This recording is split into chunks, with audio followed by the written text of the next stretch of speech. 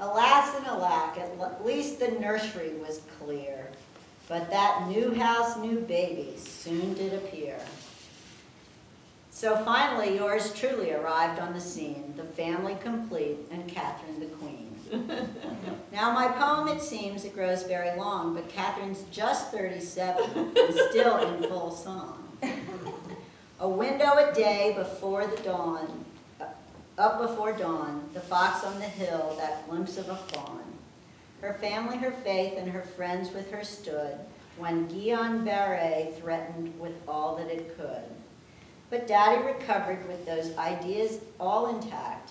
On that piece of land, they would have such an impact. Entertaining was constant. What she had was theirs, the church, school, parents, teachers, and family affairs. Catherine was not a girl to sit or stew. For many a group, she had a solution or two. The Rosemont... You'll read it later. Can you hear it? I could just get every now and then. Yeah. The Rosemont Rollicks were just her speed, and then there was Lynn with the high school lead. Mrs. Ballantyne, wake him up. Mrs. Ballantyne would call on Ohio. Ohio. And Leighton would answer, pronto. That's right. He would only answer to Ohio. He changed his name to Ohio because it meant hello in Japanese. And it was a river. Good morning. It was a river and a state. He liked it. He changed his name. He would answer to nothing else. Period. Where was So, He's right over there. How old was he? he was in elementary school. He was very young. He was very young. Colonial Dame Slides took her back to the classroom, and add in her stories, the history did rebloom. The prayer group, the spring house, inner city outreach, the male sanctum of vestry she was the first to breach. Wow. The Church of the Redeemer, Thorne Sparkman and Griswold, how Willoughby, Webby, and Norma they mingled. Now the Darby Creek was sparsely populated, but the neighbors there were never discombobulated. The Barringer Shovers, the Watsons and Sinklers, Francis Street Gardeners, there were no clinkers. A wide circle of friends our Catherine did draw, Perkins, Cale Lees, Hughes Myers, Neens, and Rawls. Many more names I would add to the list, but for the sake of sanity, I will desist.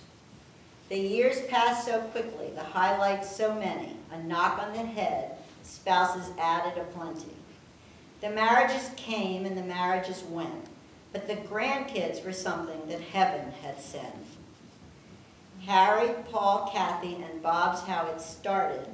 Arno, Stan, Mary, Bob's reincarnated. What can you do with that? They're the first spouse, second spouse. Well, we can't leave out the first because that's where all the grandchildren came. That's right.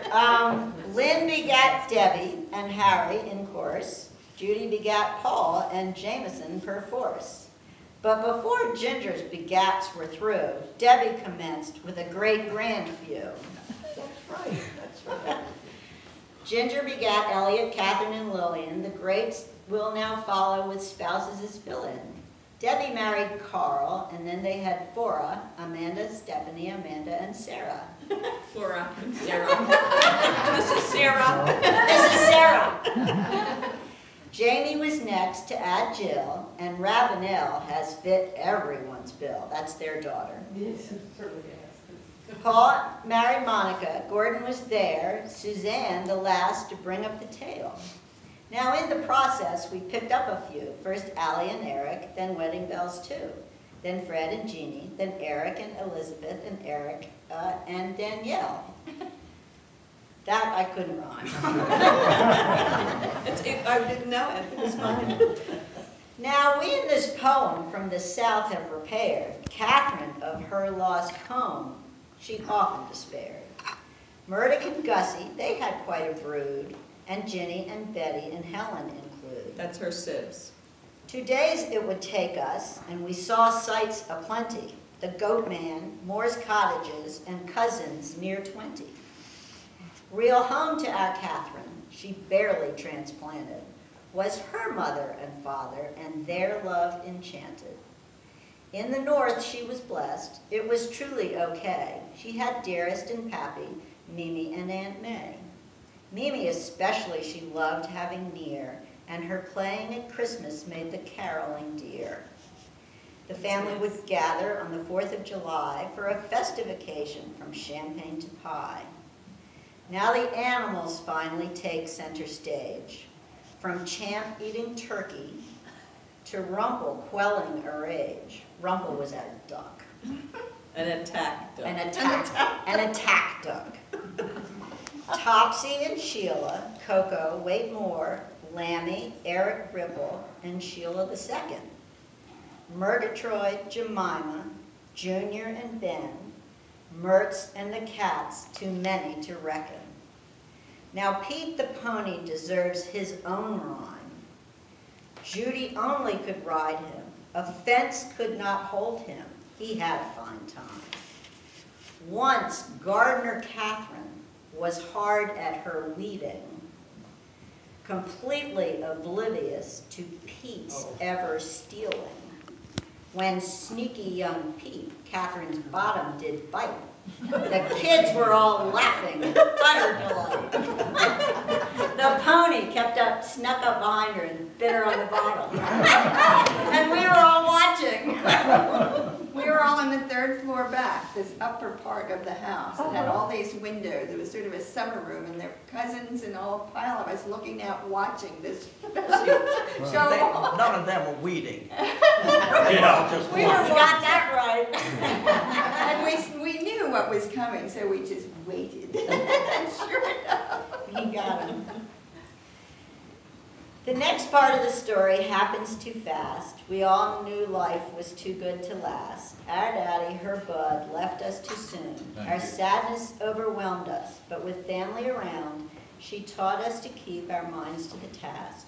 She moved then to Quadrangle and to Sumter at last, to be with her sisters and that legion of cousins. Friends from her childhood, Frankie and Robert, her friends, old and new, they saved her and loved her as all of us do. But now, back on a path of happy endeavor, she went back and forth to keep with the weather. With Nancy and Jenny, to concerts they went, to Paulie's for oysters and happy events. Then back to the Quadrangle for summer's fair bloom, Lucetta the Strouds for friends always more room. Lynn's lunch gang and those New Year's dinners, how lucky is she to have 2 real winners. But now she has decided to stick around home, the Quadrangle apartment, so now she can roam. Undercover and out of the cold, she gallivants now to the pool and the grill. Her garden is growing, new things do appear, always awaited with a thrill. I know I have missed things, I know I'm remiss, but I tried to be thorough and follow a list. I think she did a wonderful So now, dearest mother, we'll let the pen rest. Happy birthday to you and all of the best. Oh,